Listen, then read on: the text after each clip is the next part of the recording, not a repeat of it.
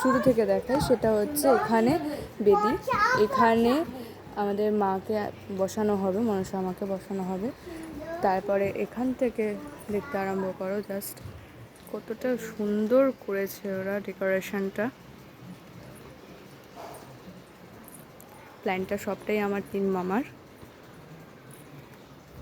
এখনো কাজ চলছে, এই যে এখানে লাইটিংয়ের কাজ করছে আমার মেজো মামা, খুব কাজে মন দিয়ে দেখছে কাজটা। এখনো